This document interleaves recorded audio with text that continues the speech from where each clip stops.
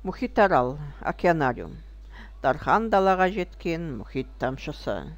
Капля океана посреди степи. 4 бөлім. Патша балық. Губан Наполеон. Патша балық. Мөлшері 2,5 метрге дейін. Мекені Үнді мұхитының тропикалық ендіктері. Ерекшеліктері.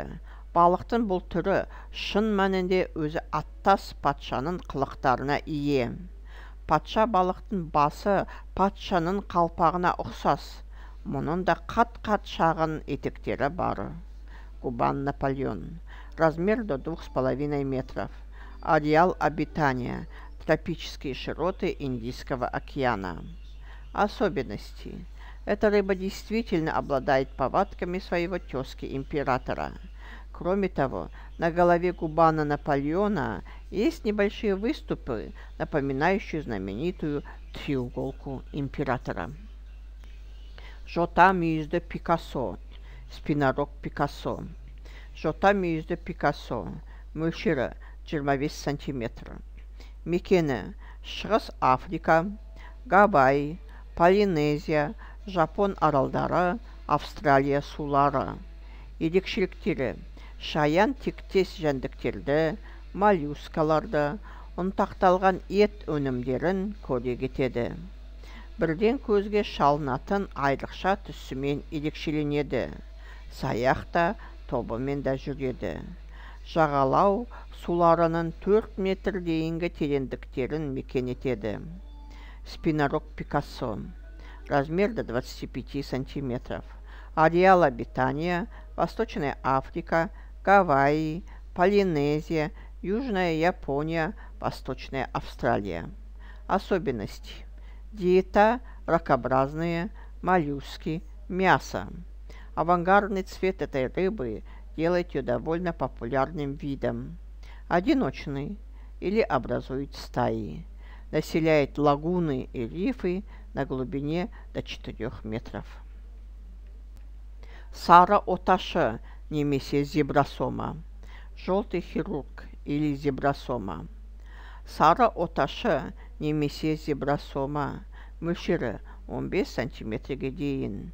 Мекені тынық және Үнді мұхиттарының тропикалық сулары. Ерекшеліктері: құйрық еспесінде өткір оташы пышағына ұқсап қозғалатын және жылдам жинала қоятын инелері бар. Бұл инелері оның көрек немесе аумақ орын үшін таластағы тиімді қаруы. Желтый хирург или зебрасома. Размер до 15 сантиметров. Ареал обитания: тропические воды Тихого и Индийского океанов. Особенности. У основания хвостового плавника имеет острые скальпелевидные щипы, которые могут выдвигаться и убираться. Эти щипы являются эффективным оружием в спорах за территорию и при защите от хищников. Ал қызыл тікенекті назо оташы. Хирург назо оранжево-щипы. Ал қызыл тікенекті назо оташы. Мөлшері 30 сантиметрге дейін. Мекені Шығыс Африка, Қызыл теңіз, Гавай, Жапония, үлкен тосқауылы рифтері, Жаңа Каледония. Ерекшеліктері: қоңыр сұр түсті. Ал қызыл тікенекті, құйрық жүзгіштерде осы түстес. Көздерінің ауыз қуысына дейін сарымен жиектелген қара ноқаттары бар. Бұл түстес жолағы арқа жүзгіштерінде жауып тұрады. Саяқ немесе шағын топпен де жүреді. Жағалау суларының 70 метр тереңдіктеріне дейін мекен ете береді. Хирург назо оранжево-щипы. Размер: ширина до 30 сантиметров. Ареал обитания: Восточная Африка, Красное море, Гавайи, Япония, Большой барьерный риф, Новая Каледония. Особенности: коричневато-серый, оранжевые щипы и плавник. От рта к глазам черное пятно, очерченное желтым. черная продольная полоса вдоль спинного плавника. Одиночные или формируют малые группы. Населяют лагуны и рифы на глубине до 70 метров. Теңіз ат балығы, морской конек.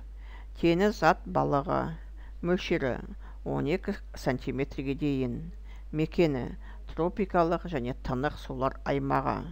Ерекшеліктері: екі көзі өз алдарына жеке көре алады.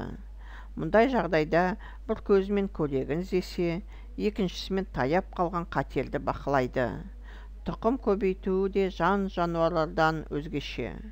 Ұрғашысы ұрығын бауырындағы қалтасына жетілдіріп, оны еркегі сосын дүниеге әкеледі. Морской конек.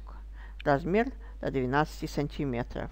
Ареал обитания: прибрежные зоны тропических и умеренных вод.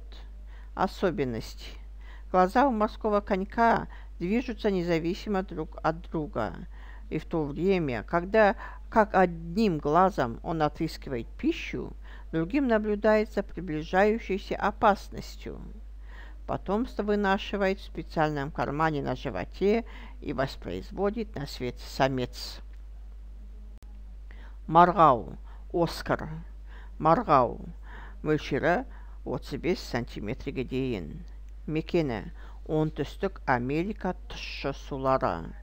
Ерекшеліктері: аквариумның жанынан өткен қожайынның өкше ізін бағып, соңынан жүзе жүріп, көрек сұрайтын қызық мінезіне сай.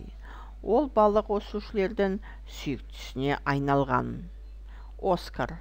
Размер до 35 сантиметров. Ареал обитания: пресные водоемы Южной Америки. Особенности: пользуется большой популярностью у аквариумистов-любителей из-за своей забавной привычки выпрашивать пищу, следуя по пятам за хозяином, идущим вдоль аквариума.